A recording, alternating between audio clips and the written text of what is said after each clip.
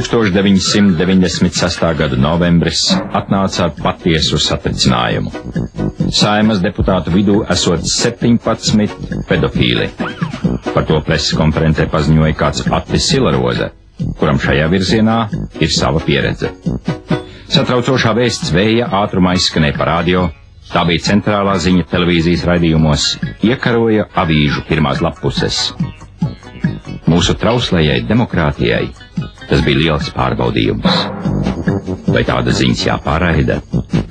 Pats valsts prezidents šo jautājumu uzdeva augstajam viesim no Eiropas padomes. Tas nav maz svarīgs jautājums. Kādi mēs ieiesim Eiropā? Vēlāk viņi pāršķirstīja arī žurnālu Pantera un Laterna lapuses. Vai tā ir pornogrāfija vai nav? Diskusijā iesaistījās visplašākie sabiedrības slāņi – žurnālisti, filozofi, mehanizatori. Demokrātijas aizstāvji teica, ka sabiedrībai jāzina visa patiesība, lai cik rūgta tā arī nebūtu. Bet vai Silarozes izplatītā vēsts ir patiesība? Kāds masu mēdīju augsts priekšnieks uzskata, ka informācijā par Saeimas pedofīliem pret patiesību ir pieļauta rupja kļūda.